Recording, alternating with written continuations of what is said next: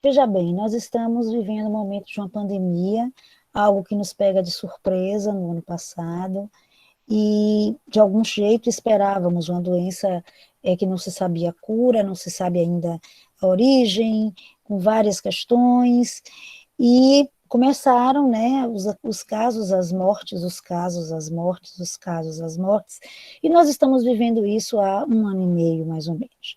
O nosso país, especificamente, teve um crescimento, e tem tido um crescimento imenso de mortes. As lutas cotidianas de todas as pessoas, principalmente dos segmentos mais vulnerabilizados da nossa sociedade, vem sofrendo mais ainda, seja por preconceito, pelos preconceitos e pelas mortes e pelo genocídio que já sofriam, seja porque tudo isso tem afetado cada vez mais. Então, além de todas essas mortes físicas, nós temos outros motivos para estar em luto. E a gente queria um pouco falar sobre isso, sobre essa dor, que não é só mais de cada pessoa, de cada família, é uma dor acompanhada de um medo, é uma dor acompanhada não só da minha dor, mas da dor do meu vizinho, é pensar que a quantidade de mortes, se acontecessem todas numa mesma cidade, a cidade inteira já teria morrido, inclusive eu própria, né? São as nossas crianças com crise, e adolescentes com crise de ansiedade, são as nossas crianças pretas que continuam sendo alvejadas, quer dizer, tudo continua muito difícil e ainda tem mais isso. Então, eu queria falar um pouco o que é viver esse luto e como é isso numa dimensão, porque a gente tem sempre uma dificuldade, de algum jeito a gente lida com a morte entre os nossos, mais próximas. E essas mortes coletivas? E essa sensação de estar na fila para uma possível morte? Queria que você falasse um pouco para a gente, Kelly, sobre luto. Obrigada. Eu que agradeço, né, iniciar podendo falar sobre esse assunto, que é um tema, assim, bastante delicado, como você traz. Um processo que a gente vivencia, né, diante desse fenômeno que é a pandemia, cada vez mais essa dureza, né, de vivenciar um luto que não é só coletivo, né, é um luto público, que se sobrepõe também a esse luto individualizado. O luto é um processo de reação à perda, um processo de adaptação à perda. E a perda, ela pode ser por morte, mas a perda pode ser também por todas as outras, todos os outros eventos simbólicos que a gente vivencia, mudanças de ciclos de desenvolvimento, inúmeras perdas que a gente vai enfrentando cotidianamente. Então, o que acontece diante da perda? O luto, ele se instala, né? Então, o luto, enquanto processo adaptativo, se instala diante das perdas. E nesse momento pandêmico, a gente vai percebendo que a gente teve inúmeras perdas, né? As perdas relacionadas ao que a gente conhecia, né, a nossa rotina, ao que estava no nosso cotidiano, a sair para poder ir trabalhar, a poder, enfim, ocupar espaços que para a gente tinham algum lugar já fundamentado, né, e com a pandemia a gente passa a não poder ocupar esses espaços, a gente é tolhido desse lugar por critérios sanitários, né, que nos contemplam e fazem com que a gente possa cuidar, né, mas a gente sabe que esse número expressivo de morte especialmente falando no nosso país, né, quando você traz a ideia de que a gente pode pensar que nesse quantitativo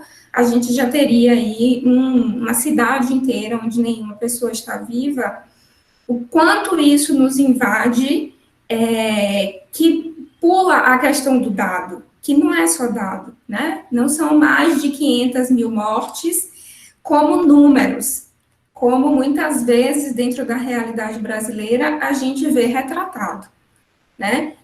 O que a gente pensa a partir disso? A gente pensa que isso são histórias, são vidas, são amores, né, de outras pessoas. Então, isso nos toca.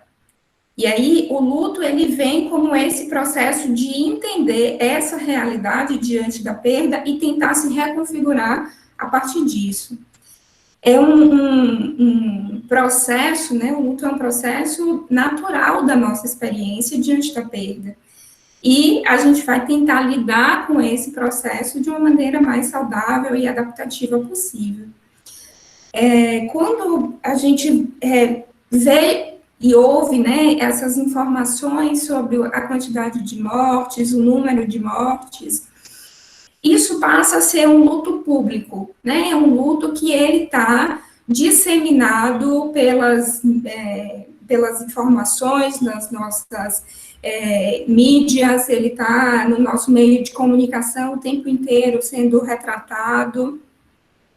Mas quando a gente passa a entender o luto, né, a olhar para esses números e entender que dentro desses números são histórias de vida, pessoas próximas, muitas pessoas próximas, né, eu estou num ambiente em que eu perco 5 vizinhos, sendo que há 30 anos eu convivo no mesmo lugar. Essas pessoas estão o tempo inteiro na minha casa, participando de atividades festivas no meu ambiente domiciliar, tenho trocas cotidianas com elas, e eu perco todas essas 5 pessoas. Essas 5 pessoas morrem e eu não tenho mais como me relacionar com elas. Então, olha o nível de dificuldade que a gente tem para enfrentar uma condição como essa.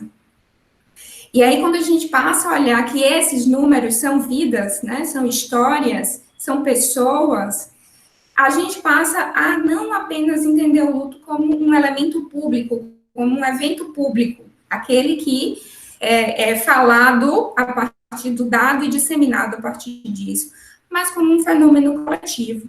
Porque o luto coletivo, ele está relacionado a esse senso de pertencimento. A gente, de fato, entende que há um agrupamento, há um grupo de pessoas que estiveram nessa condição de maior vulnerabilidade e que, por isso, a Covid, ela se intensifica nesses determinados grupos, né? Quando eu estava lendo, né, o resumo aí da nossa conversa, né, tem uma descrição que fala um pouco sobre isso, né? A gente sabe que a partir de algumas coisas relacionadas à vulnerabilidade estrutural do nosso país, né, permite que a Covid entre e permaneça dentro daqueles espaços, porque nem todo mundo conseguiu, teve o privilégio de mudar a sua rotina para uma estrutura compatível com trabalhar em casa, né? Então, a gente sabe o quanto a Covid afeta determinadas populações que, dentro de uma estrutura geral já mais vulnerabilizada, foram mais impactadas. Então, quando a gente entende que isso acontece, a gente é capaz de entender esse luto como um conceito coletivo, como esse luto que nos afeta, como essas perdas doem também na gente. E a oportunidade que a gente tem de estabelecer um diálogo como esse é a oportunidade de honrar e de homenagear essas pessoas, porque a gente tem esse senso de pertencimento. Porque a gente sabe o quanto isso nos afeta, essa dor, ela nos afeta. o quanto isso ainda vai repercute de uma maneira muito aguda, né, nesse momento inicial, mesmo que a gente já esteja aí há um ano e alguns meses dentro dessa pandemia, isso vem, né, como algo que a gente não consegue nominar ainda, algo que a gente ainda está tentando encontrar respostas, mas a gente sabe que isso também vai ter efeitos a médio e a longo prazo na nossa vida. Então, eu acho que, a princípio, quando a gente pensa, Silvia, nessa questão do número, né, e quando a gente pode trocar esse número por essas histórias, por essas vidas, quando a gente entende que são vidas humanas, que têm importância, que são significativas, a gente enfrenta esse luto coletivo. E esse luto coletivo é um ponto saudável da nossa experiência, porque o luto é um processo que vai se instalar a partir da perda. Então, quando a gente entende que isso é um luto coletivo, eu sei assim, olha, eu posso ficar triste por essa condição, mas eu posso também criar estratégias para mudança dessa condição. Que aí vem a nossa capacidade enquanto atores sociais, promotores de políticas, né, promotores de diálogos que nos possibilitam, então, solicitar, né, lutar por mudanças. Então, eu acho que não tem como não se afetar o nosso luto individual pelas perdas que a gente possa ter tido do nosso cotidiano, ou das perdas por morte de alguém muito querido e significativo na nossa vida, ela se sobrepõe a esse luto coletivo, né? Então, a gente tem aí essa capacidade de poder entender o quanto isso nos afeta, o quanto isso ainda vai ser uma construção de a gente poder pensar novas estratégias de ação para essas mudanças, né? Para essa mudança que a Covid nos proporcionou, né, que a pandemia nos proporcionou e que tem nos proporcionado a efetivamente lidar com todas essas condições, com toda essa situação.